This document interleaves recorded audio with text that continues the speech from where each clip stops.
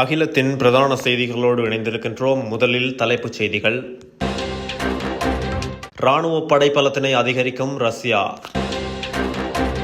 ட்ரம்பை கொலை செய்ய 12 மணி நேரம் காத்திருந்த நபர். டெய்லர் ஸ்விஃப்டை வெறுக்கிறேன், ட்ரம்ப் கருத்து. அமெரிக்காவில் இந்து கோவில் மீது தாக்குதல். கொலை முயற்சிக்கு பைடன் ஹாரிஸ் காரணம், குற்றம் சுமத்தும் ட்ரம்ப்.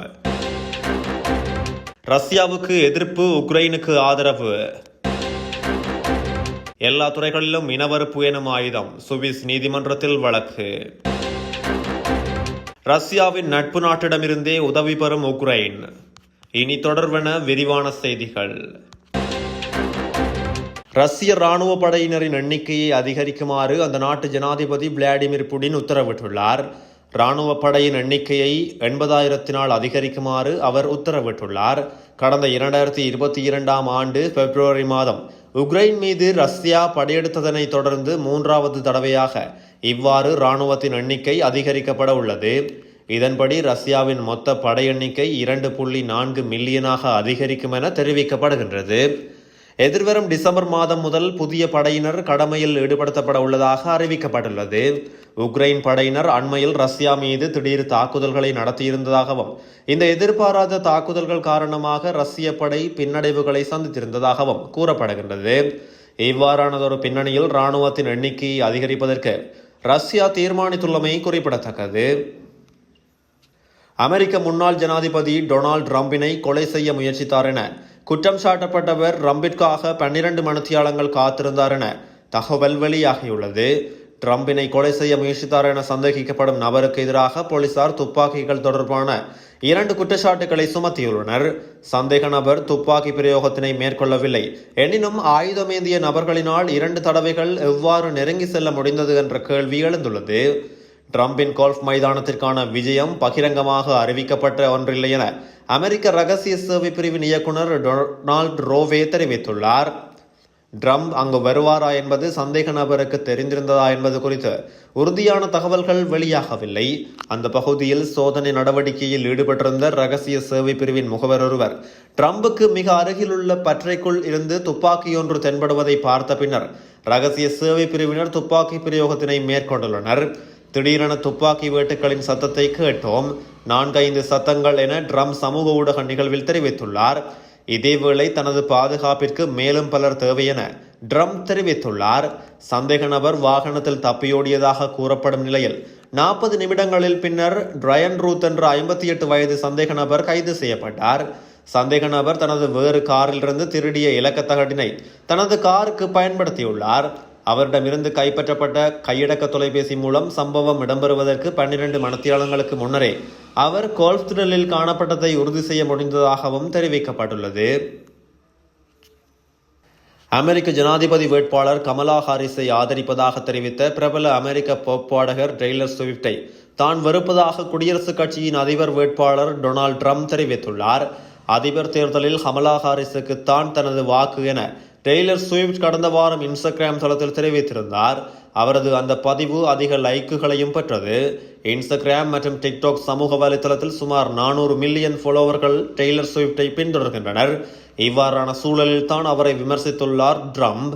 நான் டெய்லர் ஸ்விஃப்டை வெறுக்கிறேன் என ட்ரம்ப் தனது பதிவில் தெரிவித்துள்ளார். இது குறித்து பலரும் தங்களது கருத்துக்களை தெரிவித்து வருவதோடு இது ஒரு மோசமான பிரச்சார உத்தி என்றும் சொல்லியுள்ளனர்.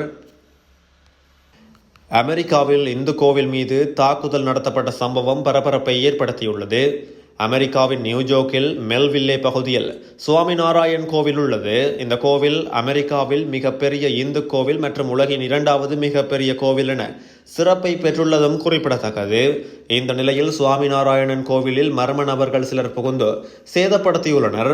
அது மட்டுமல்லாது கோவிலுக்கு வெளியே உள்ள சாலைகள் பலகைகளில் எதிர்ப்பு வாசகங்கள் எழுதப்பட்டுள்ளன. இதற்கு அமெரிக்காவில் உள்ள இந்திய தூதரகம் கடும் கண்டனம் தெரிவித்துள்ளது. இது குறித்து தூதரகம் சமூக வலைதளத்தில் வெளியிட்ட பதிவில் இதுபோன்ற செயலை ஏற்றுக்கொள்ள முடியாது, தாக்குதல் நடத்தியவர்கள் மீது விரைவாக நடவடிக்கை எடுக்க அமெரிக்க அதிகாரிகளிடம் வலியுறுத்தியுள்ளோம். சமீப காலமாக இந்து கோவில்கள் மீது நடந்து வரும் தாக்குதல் குறித்து விரிவான விசாரணை மேற்கொள்ள வேண்டும் என்று கூறியுள்ளது. தமது உயிருக்கு பாதிப்பை ஏற்படுத்தக்கூடிய அண்மை சம்பவங்களுக்கு அதிபர் ஜோ பைடனும் துணை அதிபர் கமலா ஹாரிஸும் காரணம் என டொனால்ட் ட்ரம்ப் குறை கூறியுள்ளார். அவர்களின் பேச்சுக்களும் கருத்துக்களும் அத்தகைய நடவடிக்கைகளை தூண்டுவதாக ட்ரம்ப் கூறியுள்ளார். நேற்று முன்தினம் ட்ரம்ப் மீது துப்பாக்கி சூடு நடத்த முயன்ற சந்தேகத்தின் பேரில் நபர் ஒருவர் கைதானார். தாக்குதலை நடத்த முயன்றதாக நம்பப்படும் 58 வயது ராயன் வெஸ்லி ரூத் புளோரிடா கோல்ஃப்டலில் பல மணி நேரம் ஒளிந்திருந்து காத்திருந்ததாக கூறப்படுகிறது. அதேவேளை 2 மாதங்களில் ட்ரம்ப் மீது நடத்தப்பட்டுள்ள 2வது கொலை முயற்சி இதுவாகும். அதேவேளை ட்ரம்ப் மீதான அண்மை சம்பவத்துக்கும் அனைத்து வகை அரசியல் வன்முறைக்கும் அதிபர் பைடன் கண்டனம் தெரிவித்தார். அத்துடன் முக்கிய பிரமுகர்களை பாதுகாக்க அமெரிக்க உளவுத்துறைக்கு கூடுதல் உதவி தேவைப்படுவதாகவும் அதிபர் பைடன் கூறியுள்ளமை குறிப்பிடத்தக்கது. ரஷ்யா உக்ரைனை ஊடுருவியதும் ஐரோப்பிய நாடுகள் பல ரஷ்யா மீது தடைகள் விதித்தன. முழு ஐரோப்பாவும் ரஷ்யாவிடமிருந்து கச்சா எண்ணெய் வாங்குவதை கணிசமாக குறைத்தது. ஆனால் கச்சா எண்ணெய் வாங்குவதை குறைத்தாலும் ஐரோப்பிய நாடுகள் ரஷ்யாவிடமிருந்து திரவ இயற்கை எரிவாயுவை வாங்கிக் கொண்டுதான் இருக்கின்றன.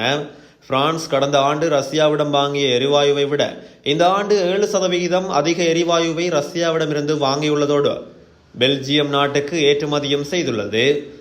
ரஷ்யாவை எதிர்ப்பதாக கூறிக்கொண்டே அந்த நாட்டிடம் பிரான்ஸ் எரிவாயு வாங்கும் விடயம் தெரிய வந்துள்ளது. இந்த நிலையில் எரிவாயு மட்டுமல்ல, ரஷ்யாவிடம் பிரான்ஸ் யுரேனியம் வாங்குவதும் தெரிய வந்துள்ளது. ரஷ்யாவிடம் ஜெர்மனி, தென்கொரியா போன்ற நாடுகள் அமெரிக்கா கூட யுரேனியம் வாங்குகின்றமை குறிப்பிடத்தக்கது. ஆனால் அவை எல்லாவற்றையும் விட பிரான்ஸ் தான் ரஷ்யாவிடம் அதிக யுரேனியம் வாங்குகின்றது என்பது தற்போது தெரிய வந்துள்ளது. 2023 ஜனவரி முதல் 2024 ஜூன் வரை பிரான்ஸ் இறக்குமதி செய்த யுரேனியத்தில் 60% ரஷ்யாவில் இருந்துதான் வந்துள்ளது என RIA நோவோஸ்டி எனும் ரஷ்ய செய்தி நிறுவனம் தெரிவித்துள்ளது. உக்ரைனை ஆதரிப்பதாகவும் ரஷ்யாவை எதிர்ப்பதாகவும் ஒரு பக்கம் கூறிக்கொள்ளும் பல நாடுகள் எரிவாயு மற்றும் யுரேனியம் போன்ற விடயங்களுக்காக ரஷ்யாவையே நம்பியுள்ளன என்பதும் குறிப்பிடத்தக்கது. ஒருவரை பிடிக்கவில்லையா, தனக்கு பிடித்தவருக்கு எதிராக ஒருவர் திடீரென புகழ் பெறுகிறாரா, அவரை தாக்க வேண்டுமென்றால் என்று உலகம் பயன்படுத்தும் ஒரே ஆயுதம் இனவெறுப்பு. அதுவும் சமூக ஊடகங்கள் பயன்பாட்டுக்கு வந்த பிறகு மனதில் பட்டதையெல்லாம் கொஞ்சமும் முன்பின் யோசிக்காமல் கொட்டிவிடும் ஒரு இடமாக சமூக ஊடகங்கள் மாறிவிட்டன. பிரபல சமூக ஊடகமான எக்ஸின் உரிமையாளரான எலான் மஸ்க் கூட கொஞ்சமும் யோசிக்காமல் கமலா ஹாரிஸையும் ஜோ பைடனையும் ஏன் யாரும் கொல்ல முயற்சிக்கவில்லை என தனது சமூக ஊடகத்தில் எழுதியதை சிலர் அறிந்திருக்கக்கூடும். அமெரிக்க தடகள வீராங்கனையான ஜோர்டன் சைல்ஸ் என்பவர் ஒலிம்பிக் போட்டிகளில் வெண்கலப் பதக்கம் வென்றார். ஆனால் அவரது பதக்கம் பறிக்கப்பட்டு ரொமேனியா நாட்டவரான அனா பார்பசு என்ற பெண்ணுக்கு வழங்கப்பட்டுள்ளது. Court of arbitration of sport எனும் அமைப்பு இந்த முடிவை எடுத்துள்ளது. அந்த அமைப்பின் தலைவர் ரொமேனியாவின் ஆலோசகராக பல ஆண்டுகள் செயல்பட்டு வந்தவர்.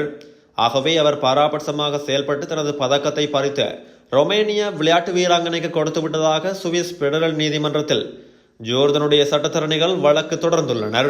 இதற்கிடையில் தான் கருப்பினத்தவர் என்பதால் சமூக ஊடகங்களில் இனவெறுப்பு விமர்சனங்களுக்கு ஆளாகி வருவதாக கண்ணீர் விட்டுள்ளார் ஜோர்தன். ரஷ்யாவின் நட்பு நாடான சிரியாவிடமிருந்தே குறிப்பிட்ட உதவியை உக்ரைன் பெறுவதாக புடின் பரபரப்பு குற்றச்சாட்டு ஒன்றை முன்வைத்துள்ளார். ஏற்கனவே அமெரிக்க முன்னாள் ஜனாதிபதி ட்ரம்ப் கொலை முயற்சியில் உக்ரைனின் பங்கு இருக்கலாம் என ரஷ்யா கூறியுள்ள விடயம் பரபரப்பை ஏற்படுத்தியுள்ளது.